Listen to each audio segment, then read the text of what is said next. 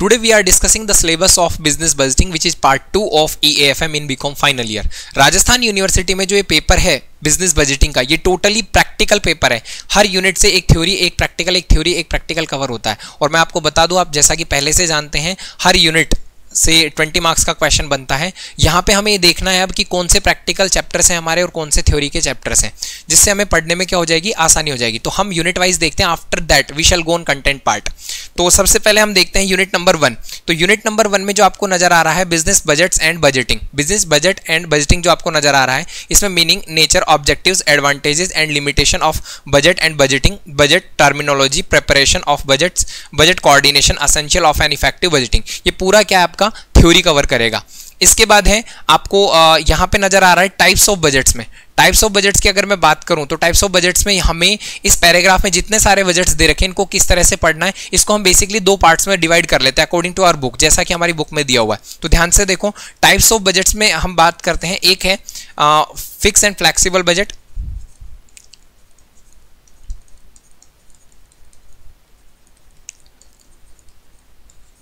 एक तो separate chapter हमें ये पढ़ना है, और दूसरा है हमारा functional and master budget, functional and master budget.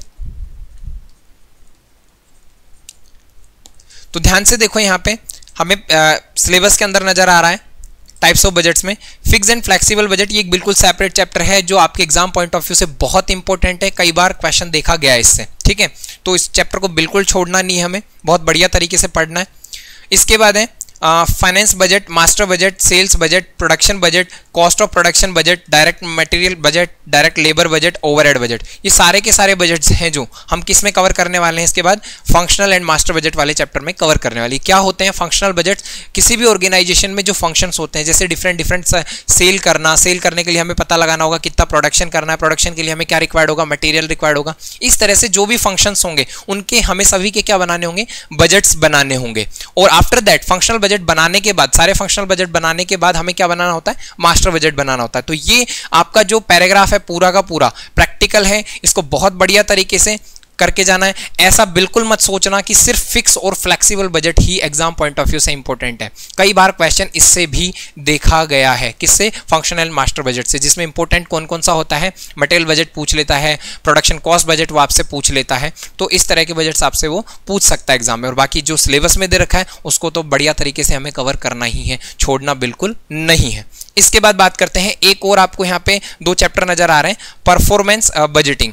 क्या है, परफॉर्मेंस बजटिंग के नाम से आपको नजर आ रहा है यहाँ पे, और दूसरा है जीरो बेस बजटिंग। ये दोनों के दोनों क्या है, थ्योरी है। दोनों चैप्टर क्या है आपके, थ्योरी है।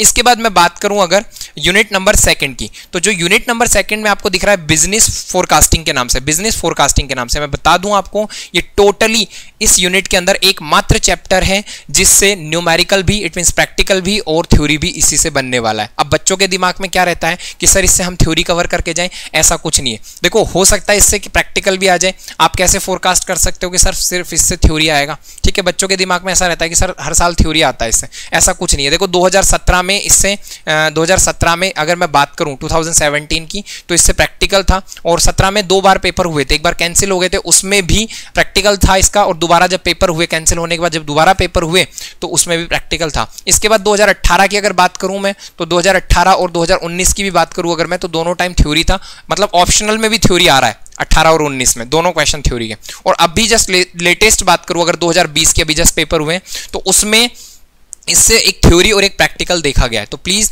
इस चैप्टर को बहुत बढ़िया तरीके से प्रैक्टिकली भी करके जाना है, और इसका प्रैक्टिकल कोई टफ नहीं है, बहुत आसान प्रैक्टिकल है इसका। आपने रिग्रेशन एनालिसिस पढ़ा हुआ है स्टैटिस्टिक्स के अंदर बीकॉम फर्स्ट ईयर में, तो प्लीज इसको छोड़ के मत जाना, बहुत ही बढ़िया तरीके का प्रैक्टिकल है इसके अंदर, ठीक है। इसके बाद अगर हम बात करें यूनिट नंबर 3 की, यूनिट नंबर 3 ध्यान से देखो, यूनिट नंबर अगर मैं 3 की बात करूं, तो जो यूनिट 3 आपको नजर आ रहा है, इसमें एक बजट और है, बजट का टाइप कैश बजटिंग के नाम से, ये और हमें पढ़ना है, प्रैक्टिकल है पूरा ही।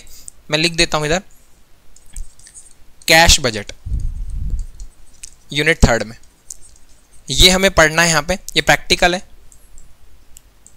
इसमें हमें दे रखा है meaning, importance and forms of cash budget, preparation of cash budget, methods of preparation of cash budget. 3 तरह के मेथड्स हैं हमारे पास कैश बजट को बनाने के, जिसमें सबसे इंपॉर्टेंट जो मेथड होता है रिसिट्स एंड पेमेंट मेथड होता है। इसी के आधार पे बहुत सारे न्यूमेरिकल हमें सॉल्व करने हैं और इस चैप्टर को बहुत बढ़िया तरीके से तैयार करके जाना है। अभी लेटेस्ट 2020 में 20 से क्वेश्चन देखा गया है, तो बहुत आसान चैप्टर है, कोई भी टफ नहीं है। इसके बाद बात करते हैं हम budgetary control. Basically budgetary control के अंदर 2 टेक्निक्स होती हैं। एक बजट्स जो कंट्रोल करने की टेक्निक है वो सब हम ऊपर देख चुके हैं, और जस्ट एक बजट हमने कैश बजट भी देखा इस यूनिट के अंदर। इसके अलावा एक जो टेक्निक आती है बजटरी कंट्रोल की, वो होती है स्टैंडर्ड कॉस्टिंग। स्टैंडर्ड कॉस्टिंग में हमें वेरिएंस एनालिसिस पढ़ने हैं, जो कि आप बीकॉम सेकेंड ईयर कॉस्टिंग के अंदर भी पढ़ के आ रहे हैं, और उनका नाम क्या क्या है, जैसा आपने पहले भी पढ़ा है, मटेरियल वेरिएंस और लेबर वेरिएंस। इस बार आपका एक वेरिएंस और बढ़ गया है जो हमें पढ़ना है, सेल्स वेरिएंस, और ये तो बहुत आसान है, मटेरियल और लेबर वेरिएंस से भी इजी रहता है। तो प्लीज इस चैप्टर को बिल्कुल ना छोड़ के जाएं, क्योंकि ये सेकंड ईयर में भी कॉस्टिंग के अंदर आपके पढ़ा हुआ है, तो आसान रहने वाला आपको ये। और सेल्स वेरिएंस है, इसके एग्जाम में जो पिछले प्रीवियस ईयर्स के क्वेश्चंस को देखा जाए तो ऑलमोस्ट सेम पैटर्न पे क्वेश्चन आता है। 1 या 2 क्वेश्चन न्यूमेरिकल करेंगे आप बेसिकली, क्योंकि आपके कुछ एडवांस लेवल के क्वेश्चंस नहीं आते हैं, तो आराम से आप इसको कवर कर पाएंगे। तो बजटरी कंट्रोल के अंदर हमने देखा यहाँ पर standard costing, it means variance analysis practical portion हो गया है, और कैश बजटिंग में ये प्रैक्टिकल है ही। अब बात करते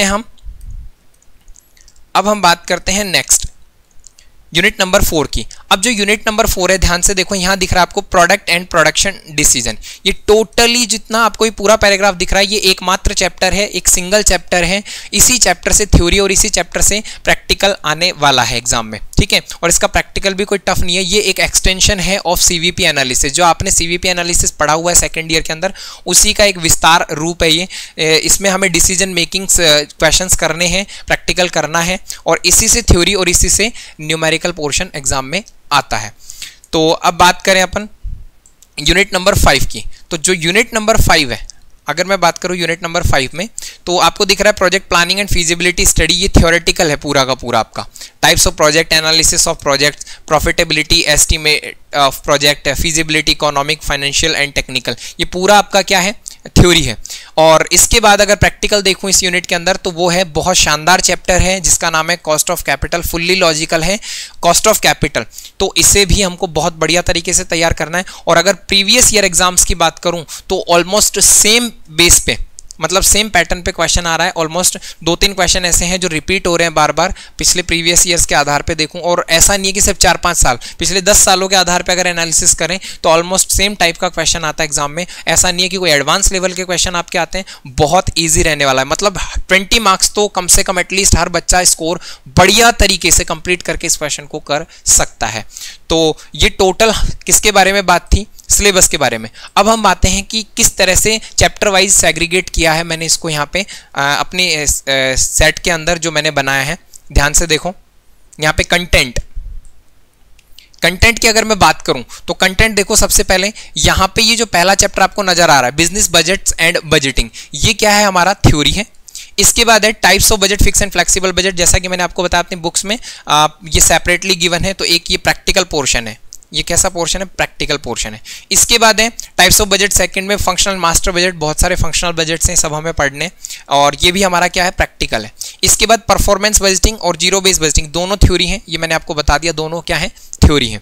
इसके बाद हम बात करें बिजनेस फोरकास्टिंग, ये प्रैक्टिकल है। क्या है ये, प्रैक्टिकल। और जैसा कि कई बार थ्योरी भी आ जाता है, तो इसकी थ्योरी और प्रैक्टिकल बहुत बढ़िया तरीके से तैयार करनी है आपको, क्लियर। इसके बाद बात करें अपन कैश बजटिंग की, तो कैश बजटिंग प्रैक्टिकल है पूरा। इसके बाद बजटरी कंट्रोल, ये क्या है, थ्योरी है। और इसके बाद स्टैंडर्ड कॉस्टिंग, जिसमें मटेरियल वेरिएंस, लेबर वेरिएंस, ये प्रैक्टिकल हो गया। और एक सेपरेट मैंने दिखाया यहाँ पे सेल्स वेरिएंस। तो यहाँ पर एक 9 और 10 ये 2 चैप्टर मैंने अलग अलग तरीके से दिखा दिया ताकि बच्चों को कंफ्यूजन ना हो। इसमें ये क्या है, हमारा प्रैक्टिकल है। इसके बाद है प्रोडक्ट एंड प्रोडक्शन डिसीजन, ये भी क्या है, हमारा प्रैक्टिकल है। इसके बाद project planning and feasibility study की अगर मैं बात करूं तो ये थ्योरी है हमारा।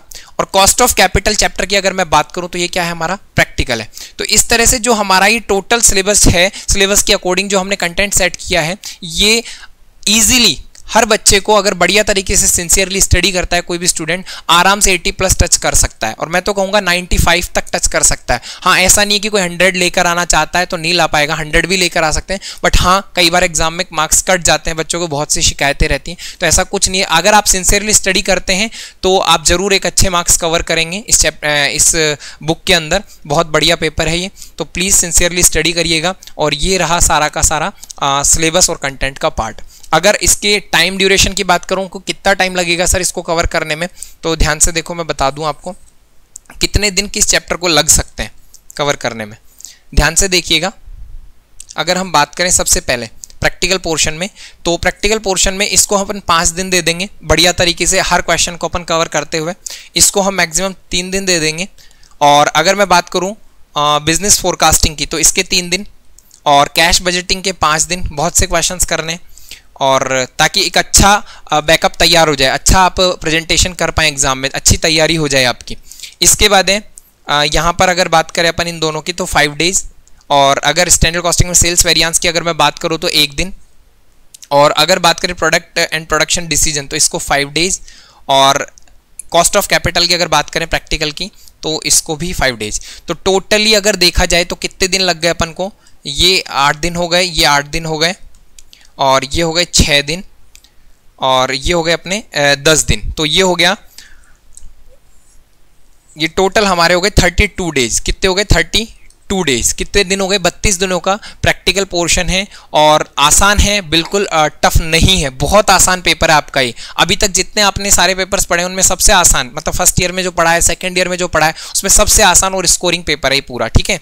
और अगर बात करें, ये तो बात थी सारी के सारे प्रैक्टिकल की, और थ्योरी की अगर बात करें तो थ्योरी में मैक्स टू मैक्स ये मान के चलो 4 क्लासेज ज़्यादा से ज़्यादा 4, और अगर अपन को एक्स्ट्रा लग जाता है तो 1 क्लास और मान लो, टोटल 5 क्लासेज हम कह सकते हैं।